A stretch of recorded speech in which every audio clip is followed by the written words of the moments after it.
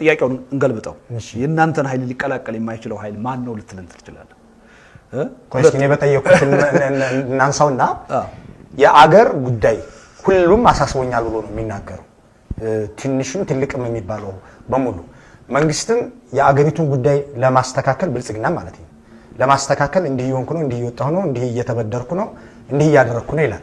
አንድ ፓርቲ የምታገለው አሁን ባለው ሁኔታ ለብልጽግና ነው ካለህ የአገሪቱ የህልውና አደጋ አልታየው ማለት ነው። አሁን የኢትዮጵያ ህዝብ ብልጽግና አይደለም እየጠየቀ ያለው። ማይክሮፎንህን ያዝና እዚህ መንገድ ዳር ውጣና ምንድነው ያሳሰበ ያለው ብለህ ህዝቡን ጠይቀው። ኦኬ ይነግራል። እቺ አገር እንዴት ብላ አንድነቷን ጠብቃ ሰላማን ጠብቃ ትቀጥላለች የሚለው ነገር እንቅልፍ ነስቶታል። ጸሎት እየጸለየ ነው፣ እየጾመ ነው በዚህ ጉዳይ ላይ። ግልጽ ነው። በዚህ ደረጃ የአገሪቱን አደጋ መረዳት ይጠይቃል። ስለዚህ ለብልጽግና ነው የሚጨነቀው የሚለው ፓርቲ የአገሪቱን የህልውና አደጋ ገብቶታል ልል አልችልም። ግልጽ ነው።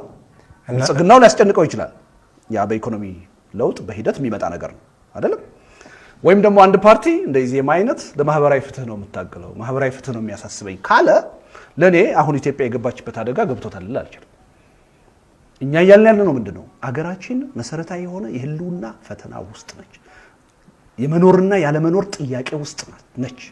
ስለዚህ የወቅቱ የኢትዮጵያ የፖለቲካ ኃይሎች ዋና የቀዳሚ ትኩረት መሆን ያለበት ኢትዮጵያን ከዚህ የህልውና አደጋ መታደግ ነው። እርስ በርሳችን ፓርቲዎች የምንፎካከርበት በፖለቲካ አጀንዳ ምርጫ ውስጥ ገብተን የምረጡ ዘመቻ የምናደርግበት ወቅት አይደለም። በአገር ህልውና ጉዳይ ተባብረን መስራት ያለብን ወቅት ነው የምንለው።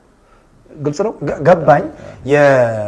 ማለት የፖለቲካ ስራ እንደኛው አገሩን ማወቅ ይመስለኛል። ሁሉም እናውቀዋለን ብለው ነው የሚያውቁበት ፐርስፔክቲቭ የተለያየ ሊሆን ይችላል። ብልጽግናም ነባሩ አደረጃጀት የአገሩን ኢኮኖሚ እና ሰላም ስላናጋው አሁን ያንን አደረጃጀት ቀይረን በአዲስ ፕሮግራም እንመጣለን ብሎ ነው በዛው መንግስት መዋቅር ውስጥ የቀጠለው አዲስ ፓርቲ ሆኖ። ስለዚህ ይሄ አገር እየመራ ያለን የፖለቲካ ድርጅት አቅቶታል ነው ማለት ያለብን ወይስ አገሩን አልተረዳውም? ስማ ሁልጊዜም ስልጣን ላይ ያለ መንግስት አገር የሚመራ መንግስት ብቁ ቢሆንና የአገርን ጉዳይ በብቃት የሚወጣ ቢሆን ተቃዋሚ ፓርቲ እኮ አያስፈልግም። በየ5 ዓመቱ የሚካሄድ ምርጫ አያስፈልግም። አማራጭ ሐሳብ ያስፈልጋል እንጂ አንድ ፓርቲ ስልጣን ላይ ያለ ፓርቲ መስመሩ የተሳሳተ ሊሆን ይችላል። መስመሩ በሂደት ደግሞ አሰራሩ አፈጻጸሙ ደግሞ ከድርጅታዊ መዋቅሩ አንፃር ሊበሰብስ ይችላል። ኢህአዴግ ሁለቱም ገጥሞታል። ስለዚህ ስልጣን ላይ ያለ ኃይል አያውቀውም ብላችሁ ነው ወይ ይሄን አይገነዘብ ብላችሁ ነው ወይ ብትል አይሰራም። አሁን ኢህአዴግ በስብሶ እንዲህ አይነት ችግር ውስጥ እንዳይገባ እኔ ከ12 ዓመት በፊት ጽፌያለሁ አይደለም?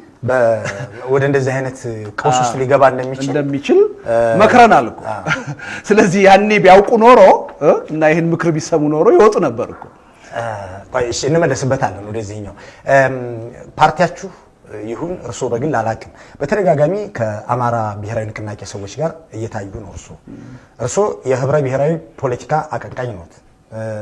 አንዳንዴ እንደውም ኮንፌደራሊስት ጽንፈኞች ወዘተ እያሉ ነው የሚጠሯቸው የብሔር ድርጅቶችና ፖለቲከኞችን።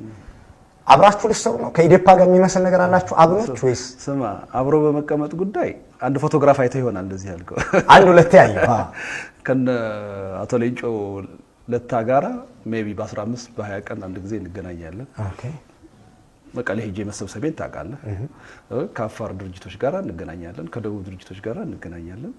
ምክንያቱም ህብረ ብሔራዊ ፓርቲ ነው እኛ ያለው ኢትዮጵያን የሚመለከት ነው አይደለም? ስለዚህ ምንም ነውር የለውም። ባንገናኝ ነው ነውር የሚሆነው እንጂ ነውር የለውም። ስለዚህ ስትራቴጂክ የሆነ አጀንዳ ግን የላችሁም ማለት ነው? እንደ አጀንዳ ነው ይሄን ስብስብ እየፈጠረ ያለው አላልኩም? የሰላም ጉዳይ ኤግዛክትሊ በዛ ጉዳይ ልዩነት አላችሁ ሆይ ነው ጥያቄው ማለት ያለበት። እሺ በዚህ በሰላም ጉዳይ ላይ ከሌሎች የፖለቲካ ድርጅቶች ጋር ብሔርተኛ ፖለቲካ ድርጅቶች ጋር እየተነጋገራችሁ ነው? እየተነጋገርን ነው አልኩህ እኮ ቅድም መጥቀስ እንችላለን። ቅድም ያለ ምክንያት አይደለም። ለምሳሌ እናንተ የአብሮነት ስብስብ ውስጥ ሊገባ የማይችል ኃይል ምንድነው ብትለኝ ነገሩን ግልጽ ያደርገዋል ብዬ ሁለት ነገር ነው። አንደኛ ኢትዮጵያ አሁን ምንም ስጋት የለባትም። የለውጥ ሂደቱን በትክክለኛ አቅጣጫ እየሄደ ነው። ስለዚህ የኢትዮጵያ ሕዝብ ወደ መዋቅራዊ ዴሞክራሲ የመሸጋገር ሰፊ እድል አለው። ጥሩ ሁኔታ ላይ ነን የሚል አካል እኛ ሊጋራ ይችላል። ከብልጽግና ፓርቲ ውጭ ይሄን የሚል አለ? ኦፍ ኮርስ ኢዜማ ለምሳሌ ምንድነው ሲለን የነበረው? እንደውም አቶ አንዳርጋቸው የሰጠው መግለጫ ሰምተህ ይሆናል። ለሚቀጥሉት 10 ዓመታት ትግል አያስፈልግም ነው ያለው። ግልጽ ነው አባባሌ። አሉ እንደዚህ የሚሉ ድርጅቶች ስለዚህ አንዱ የማይጋሩ እነዚህ ናቸው። ሁለተኛ አሁን ያለው አቶ አንዳርጋቸው ኢዜማ ሰው አይደሉም። መተቸት ኦልሞስት ነውር ነው የማለት ያህል ብዙ አቋም ሲያራምዱ አይተናል። ስለዚህ ወይም ደግሞ አሁን ለውጡን እየመሩ ያሉ ሰዎች ከኛ በላይ ኢትዮጵያውያን ናቸው፣ ከኛ በላይ ኢትዮጵያን የሚወዱ ናቸው፣ ለኢትዮጵያ የሚሰሩ ናቸው እየተባለ ነው። ይሄን ከተባለ ለምን ስጋት ይፈጠራል? ጥሩ አቅጣጫ እየሄደ ነው ማለት ነው ለውጥ አመራሩ። አንዱ ይሄ ነው። ስለዚህ በተስተካከለ መንገድ እየሄደ ነው የሚል ፓርቲ ምንም ስጋት የለበትም ሀገሪቱ ብሎ የሚያምን ነው። ስለዚህ እኛ ጋራ ብዙ በዚህ ጉዳይ ላይ ሁለተኛው አሁን በስራ ላይ ያለው የኢትዮጵያ ህገ መንግስት ሳይነካ ሳይሻሻል መቀጠል አለበት። አሁን በስራ ላይ ያለው ብሔር ተኮር የሆነው የፌደራል አደረጃጀት እኮ ስትራቴጂክ አጀንዳ ነው። ኦፍ ኮርስ ልገልጽ ቅድም እኮ ቅልቅል ነው አልኩ። እሺ ስጠይቀኝ ስትራቴጂ ጥያቄ ምን የታክቲክ ጥያቄ ነው ብያለሁ። ለኛ እነዚህ ሁለቱ ነገሮች መቀየር የለባቸውም መሻሻል የለባቸውም የሚል ሰው አንደኛ የ27 ዓመት ስርዓት ይቀጥል እያለ ነው። ለኛ የሰው ለውጥ አይደለም ዋናው የስርዓት ለውጥ ነው። ግልጽ ነው። ሁለተኛ በእኛ እምነት አገሪቱን ለዚህ አይነት ቀውስ የዳረጓት ወደፊትም ወደ ባሰ ቀውስ የሚያስገባት ይሄ ህገ መንግስትና የፌደራል አደረጃጀት ነው የሚል እምነት አለ። ስለዚህ እንዲህ የሚል ፓርቲም ከኛ ጋር ሊሰራ አይችልም። አሁንም እርስዎ የኮንፌዴሬሽን ኃይሎች በተለያዩ ቦታ እየተሰባሰቡ እንደሆነ ይገልጻሉ። ምክር ቤት የፓርቲያችሁ ምክር ቤትም እንደዚህ ይሄንኑ ኮንኖ መግለጫ አውጥቶ ነበረ። ኮንፌዴራሊስቶች አሉ ትላላችሁ። ማን ነው ኮንፌዴራሊስት የሚል ስያሜ ሰጣችሁ? የሰጣቸው እኛ እነሱ እኮ ህግ የሚያውቃቸው ፌዴራሊስት ብሎ እነሱም ራሳቸውን የሚገልጹት ፌዴራሊስት ነው ብለው። የህግ ጉዳይ አይደለም። እነሱ አህዳዊ ይሉን የለም እንደኛ እኛ አህዳዊ ነን። ስለዚህ ለዛ ጻፋ ነው አይደለም።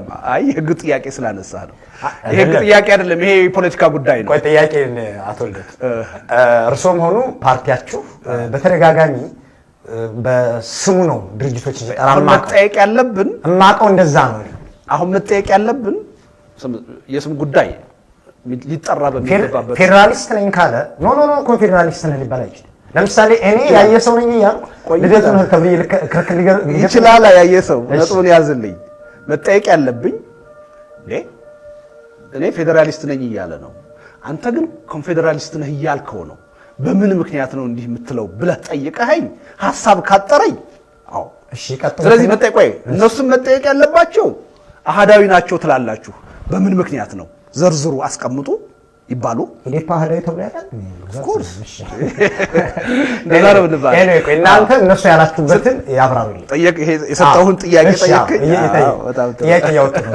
እሺ እነዚህ ኃይሎች የሚገለጹት ለህገ መንግስቱ ባላቸው ታማኝነትና ድጋፍ፣ ለብሔር ተኮር ፌዴራሊዝሙ ላላቸው ታማኝነትና ድጋፍ ነው።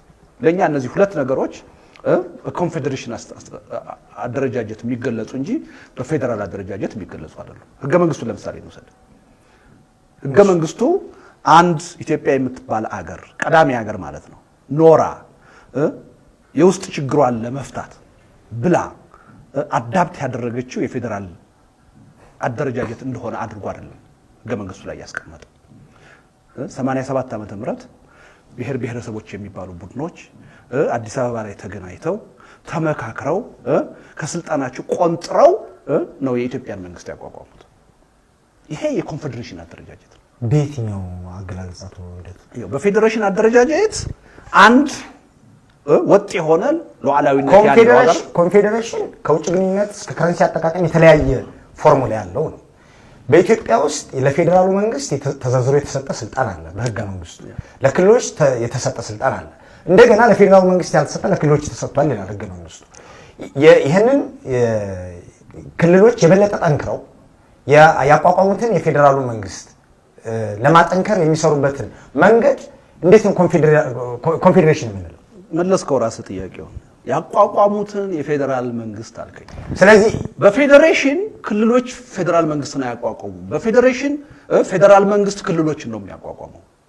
በኮንፌዴሬሽን ነው የራሳቸው ማንነት ያላቸው ስቴቶች የጋራ መንግስት ራስን በራስ ማስተዳደር ታዲያ የታላተውለቱ እዚህ አሁን በሚነግሩኝ ነገር ላይ ራስን በራስ ማስተዳደር እንኳን በፌደራል አስተዳደር በአሃዳዊ አስተዳደር አለ። ኖ ቆይ አይ ፌደራል አሁን ባለው ሁኔታ ኮንፌዴሬሽን እና ፌዴሬሽን እናነሳሳ ልዩነቶቹን እናውቃ። መጀመሪያ ኮንፌዴሬሽን ማለት አውሮፓ ህብረትን ውሰድ ለምሳሌ ሉዓላዊ ሀገሮች አሉ። አንድ የጋራ ጉዳይ ማስፈጸም ፈለጉ። ሱፐርናሽናል ሎ ነው ከራሳቸው ላይ ከሶቨሬኒቲያቸው ይሰጡታል። ኤግዛክትሊ ህገ መንግስቱን ተመለስና መቅድሙን አንብቡ። ይሄን ነው የሚለው። እኛ ብሔር ብሔረሰቦች ህዝቦች ወደድና ፈቅደን አቶ ልደቱ ከአውሮፓ ህብረት ጋር እናነጻጽረው የሚያደርገው ለምንድን ነው ማናነጻጽረው? እናነጻጽረዋለን። ያን ኦሪጂናል ኢንተግሬሽን እኮ ለምን መሰለህ ይኸውልህ አሁን ኮንፌዴሬሽን አደረጃጀት ያለው አገር ብዙም የለም። አንድ ጥሩ ምሳሌ የሚሆነው የአውሮፓ ህብረት ነው። ዩኬ አህዳዊ መንግስት እኮ ነው። ዩኬ ኦኬ ሌሎችን ጨምሮ አዎ ይቻላል። ግን አውሮፓ ህብረት ምን ያህል የኛ ሀገር አወቃቀር ነው አቶ ልደቱ ሪጂናል ኢንተግሬሽን ያኛው የአውሮፓ ህብረት የመሰረቱት ራሳቸው ሉዓላዊ የሆኑ ሀገሮች የተለያየ ፖሊሲ ያላቸው የተለየ ፋይናንስ የኛም ህገ መንግስት የሚለው እኮ ይሄ ነው። ሶቨርኒቲ የት ላይ ነው ያለው? አሁን ታውቃለህ፣ ሶቨርኒቲ በህገ መንግስቱ የት ነው ያለው? ክልሎች ላይ እኮ ነው ያለው። ለኢትዮጵያ ብሔር ብሔረሰቦች ነው ለክልሎች ብቻ ነው ባለቤት ተሰጣቸው እኮ። ክልሎቹ ባለቤት አላቸው። ማን ነው ባለቤታቸው? ብሔር ብሔረሰቦች አይደለም? ህዝቦችም አሉ እዛ ውስጥ። ያው ህዝቦችም ተብሎ ተቀምጧል። ዞሮ ዞሮ የሶስቱ ልዩነት ምንድን ነው ብለህ አሁን አትነግረኝም። አንድ አይነት ነው። ህገ መንግስቱም ዘርዝሮ ዲፋይን አላደረጋቸው። ቆይ አዳምጠኝ። ስለዚህ ሶቨርኒቲ ያለው አሁን ኢትዮጵያ የሚባል ሀገር አይደለም። ሶቨርኒቲ ያለው ስቴቶቹ ናቸው። እነዛ ሶቨርን የሆኑ ስቴቶች መብታችንን ቀንሰን ለፌዴራል መንግስቱ ሰተን አቋቋም ነው የሚሉት። ይሄ ኮንፌዴሬሽን ነው፣ ፌዴሬሽን አይደለም። አንድ በኮንፌዴሬሽን ሁልጊዜ ደካማ የሆነ ሴንትራል መንግስት ይኖራል ወይም የፌዴራል መንግስት ይኖራል፣ ጠንካራ የሆኑ ስቴቶች ይኖራሉ። በፌዴሬሽን ግን የዚህ ተቃራኒ ነው። ጠንካራ የሆነ ፌዴራል መንግስት ይኖራል፣ ነፃነት ያላቸው ስቴቶች ይኖራሉ። ጠንካራ ፌዴራል መንግስት ማለት ኤክስ ክልልንም ዚ ክልልንም የሚያዝ እንዲያርግ እንዲገባ እንዲወጣ የሚል ማለት የስልጣን ቼክ ኤንድ ባላንስ አለ። የስልጣን ክፍፍል አለ። ያ የስልጣን ክፍፍል አለ። ግን አሁን አንድ ምሳሌ ልንገርህ። አሁን የሰብአዊ መብት ጥሰት በመላው ኢትዮጵያ ይከሰታል አይደል እንዴ? አይኑ አፍጥጦ እያየ የኢትዮጵያ መከላከያ ሰራዊት ኢንተርቪን ማድረግ አይችልም ክልሉ ካልፈቀደለት በስተቀር ከጠየቀ ነው። ኤግዛክትሊ ይሄ በኮንፌዴሬሽን ነው እንጂ በፌዴሬሽን አይታሰብም። በፌዴሬሽን አንድ ጠንካራ የሆነ መከላከያ ሰራዊት ሀገሩ ይኖራል። ይሄ የፌዴራሉ መንግስት የተሻለ ሪሶርስ እና አቅም ስላለው በአነስተኛ አቅም ላይ በተመሰረቱ ክልሎች ላይ ጣልቃ እንዳይገባ ያደረገው የሚያደርገው ጥሩ መንገድ አይደለም። ጣልቃ የማይገባባቸው ጉዳዮች አሉ። የሂውማን ራይትስ ጉዳይ ጣልቃ አልገባም ሊባል አይችልም። አንድ የፌዴራል መንግስት ሂውማን ራይትን የማስከበር ሙሉ መብት ነው። በሱ ስም ገብቶ ተጨማሪ የሰብአዊ ስራዎች ቀውስ ቢፈጥርስ? ለምሳሌ አቶ ለማ መገርሳ በአንድ ወቅት ያሉትን አስታውሱት። ኦሮሚያ ላይ እኔ ሳልፈቅድለት እኔ ሳልጠይቀው መጥተው አሁን አንተ የምትለው አይነት አደረጃጀት አለ። የአደረጃጀት ግን ፌዴሬሽን ሳይሆን ኮንፌዴሬሽን ነው አልኩህ እኮ። ከዛም አልፎ ይሄዳል እኮ። የኢትዮጵያን ህገ መንግስት ውሰድ።